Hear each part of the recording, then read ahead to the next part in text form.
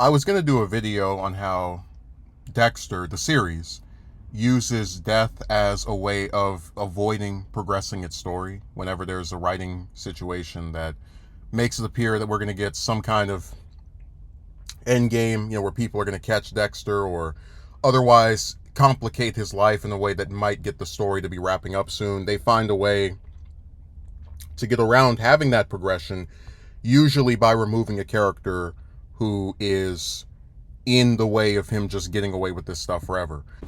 And while I was writing the script for that video, I started thinking about Deb's death in the finale of the original series.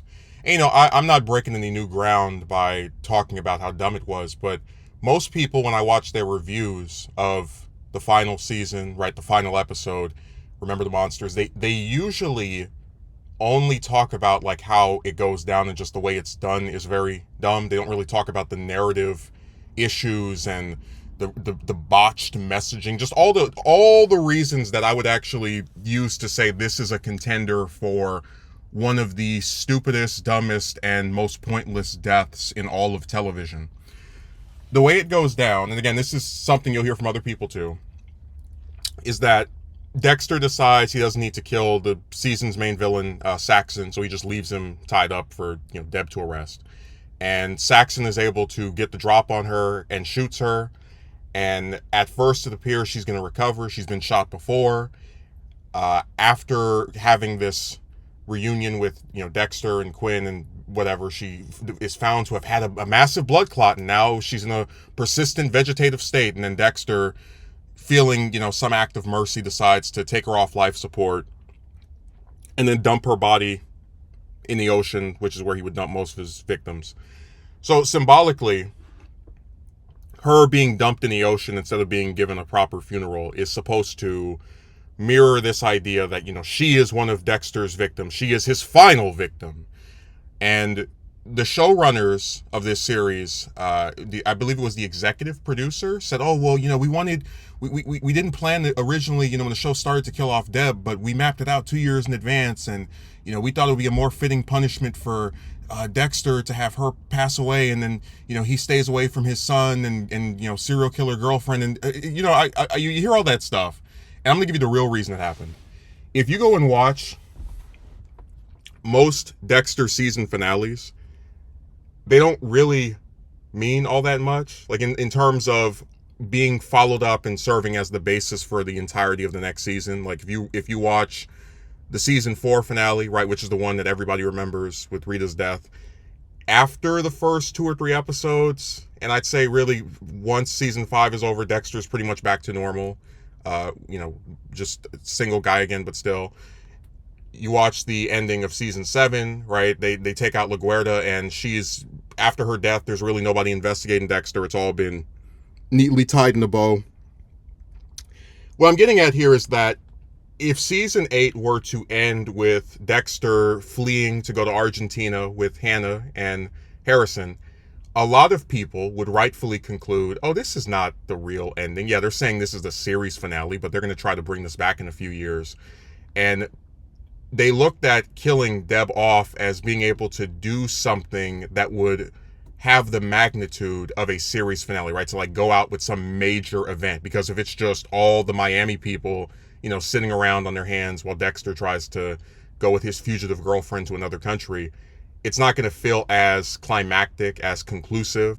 So now that I've explained the real reason why they did it, I'm going to also talk about why it's very bad narratively, how it hurts the show retroactively, and how it hurts the show, going beyond season 8. From a narrative standpoint, what are we supposed to take away from her getting killed in the line of duty? If you're a serial killer who killed multiple people without remorse, you get to, like Dexter or Hannah, you get to live on and go to another beautiful country. But if you're a mostly law-abiding citizen who killed one person but felt extreme remorse over it, you don't get to redeem yourself. You get to lose your mind, go crazy, and then end up getting killed by some guy that you barely knew, that your brother just decided that he wasn't going to kill. And again, like, you always think about, the whole thing with Trinity and Rita was like, oh, Dexter kept wasting time, didn't take out Trinity when he was supposed to or could have, and that led to all the events that transfold. It's like you're not treading any new ground by doing the same thing again with his sister. And it's even worse because at least when Rita dies, if you're watching this as someone who knows how long the show is, you're going to presume that the fallout of her death is going to be some major thing, even though it really isn't. They have one episode and then it's basically just status quo returns. But putting that aside, having Deb die in the final episode of the show means that there is almost no time to address the aftermath of her passing, the fallout from it, how characters react to it. It is this tacked on, symbolism destroying event that just kind of happens.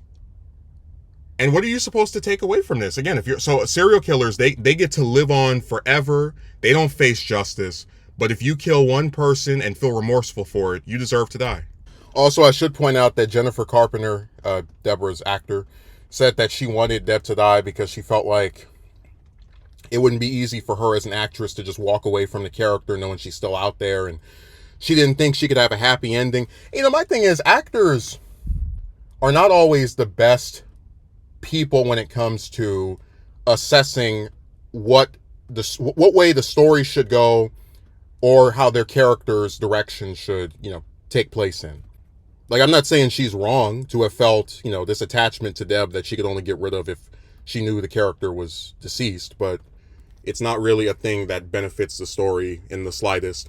I would say her passing actually makes Dexter, at its highest points, retroactively, a crappier series, because it's like you go back and watch season 1 and the whole season finale was predicated on, can Dexter save his adoptive sister from his biological brother?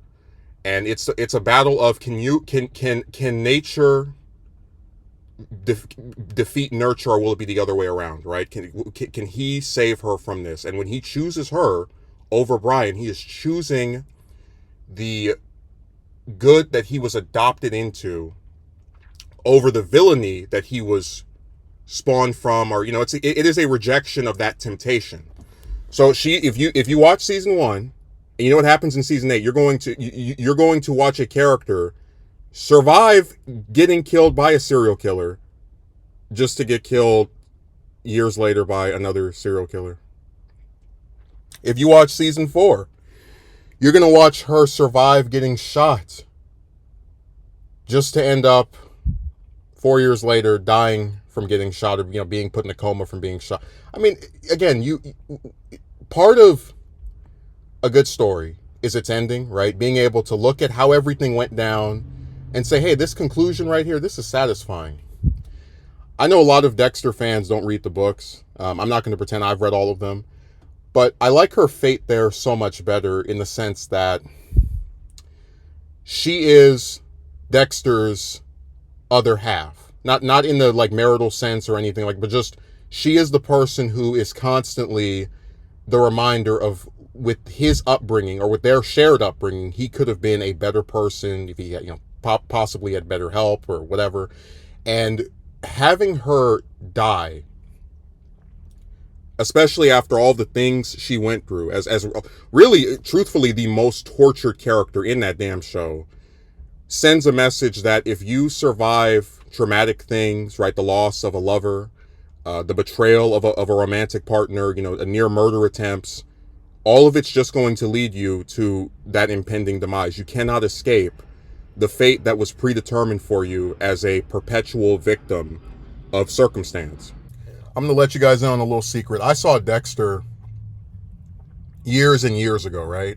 Because it was always a show that I was familiar with. Like, I knew about it when it was, still airing. I just never really bothered to check it out. Again, I was a kid when it was airing. Well, not like little, but by the time it wrapped up, I was a teenager. And I watched it in the years after it came out, but I didn't see New Blood until after Resurrection was announced, because I said I can't watch Resurrection without seeing the show that it's supposed to be a sequel to. And the reason I didn't watch New Blood when it came out or up until Resurrection was confirmed, was because I said I couldn't see how they could continue the story of Dexter without Debra. I knew she came back as a ghost. That was whatever. But I couldn't fathom how you could have Dexter without its single most important character besides the titular character. And I'm of course not going to bring her up in my impending Resurrection review season-long enormous breakdown video that I'm planning on doing in the next couple of weeks. But you can really feel her absence through New Blood and Resurrection. She gets mentioned quite a bit in the latter show. And sometimes I wonder to myself, if the writers, because, they knew when they wrote Remember the Monsters, back in, 2012, 2013, that there was a possibility that they could come back and make another season or make more stuff. You sometimes have to wonder if Dexter had a consistent writer, like a singular person, Clyde Phillips all the way through, or somebody else that was just writing this tale, would they have decided to take out his sister, the person who it would be the most cathartic to see bring him to justice, and then make these sequels that either have her in spirit or have her mentioned frequently?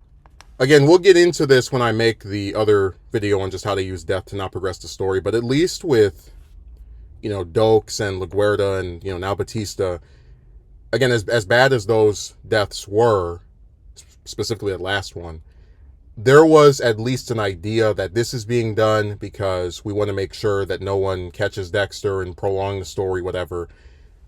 There's really no narrative benefit to either New Blood or Resurrection to just having Deb deceased. Like if you did the story of New Blood and it was Harrison who had been left with Debra and he fled her to go and find his dad after either seeing a letter or, whatever, and then she's like in pursuit of both of them.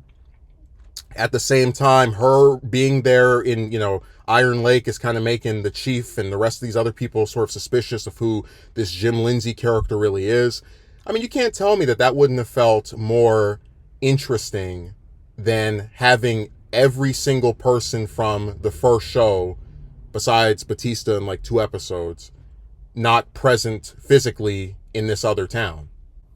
And then when you get to Resurrection, if they had continued to play into this angle of Deb being her brother's, compromised law enforcement official who knows what he is, imagine how much more cathartic it would have been if in Resurrection, right, they have, and I would keep Batista alive. We already know that. We already went over that in my other video. But imagine how cathartic it would be if, as the cop who's still with Miami, she's telling Batista, hey, you're wrong about my brother. He just wanted to start a new life over here. And only as the season progresses does Batista realize that Deb is the one that killed his ex-wife and has been Dexter's secret identity knower, for lack of a more wanting term, for now over 10 years. You cannot tell me that wouldn't have been interesting and a hell of a revelation to play out. Now, in Resurrection, they try to give that deuteragonist role to Harrison, but it really doesn't work because with Deb being someone who is about the same age as Dexter, she's a lot less impressionable. She's a lot more willing to call him out. And I'm just going to put it like it is. They're never going to do to Harrison what they did to Deb. They're trying to make him Deb where, I want to be a cop and I have this sense of justice. But they're not going to have him get shot. They're not going to have him get stabbed. He's got the most plot armor of any character in that show besides his dad. Because they're just not going to kill him off after only having him back in his life for a year or two. It's just, it wouldn't make any sense. Which is why I said that if Deb were there, I think it would be a much better show than what we have currently. So yeah, I just think Deb's death was stupid, from how it was handled, the narrative structure of it. What does it say about the story of the series? It makes the show worse when you rewatch it, and it really limits their opportunities to tell interesting stories, with subsequent seasons. Like, could you really imagine? They were talking about Resurrection could be anywhere from 3 to 5 seasons. Could you imagine having 6 seasons of Dexter after his sister, and the most important character in the entire series besides him is deceased? Like, really? Also, and I don't even like getting caught up on things like this, but Deb's death is kind of a confirmation that Dexter as a show really likes to fridge women. A lot of people will argue, oh, well, see, with Dokes and LaGuardia, they were getting too close, and they brought it on themselves. Like, yeah, but Deb is on the flip side of that. She was defending him, was helping him to cover up his crap, and she meets the same fate as the people who were trying to expose him, which again is more diluting of the message. Where if you're trying to help him, you get killed. If you're trying to expose him, you get killed. But like, going past her, right? You kill off Rita, and I give them that one time because it was shocking, and if it had been followed up properly, it could have actually changed the series in some really fundamental ways. But you kill off his wife, then you kill off the captain, right, of the police department with LaGuardia, and then you get rid of his sister, and then when you bring the show back with New Blood, you kill off Hannah, who at no point during the original show had any type of indication that she had cancer or some other disease that was going to take her out. And I say this as someone who didn't even, necessarily like the character. It just seems really strange that of any of the female characters who've had their, actresses' names like in the title of the credits, the only 2 that were able to walk away from this show alive were Lumen and Angela.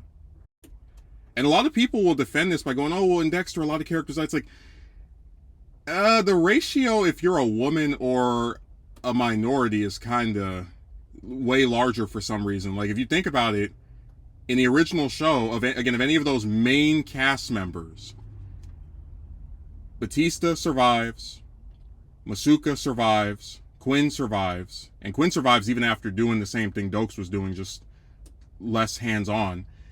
So, and hell, even Captain Matthews. It just seems like, you can make the argument a lot of characters die, but there is a disproportionate number of women who meet their ends in this show compared to men. They get fridged to keep up the supposed suspense and drama. We can't kill off Dexter. We can kill off anybody with a uterus next to him.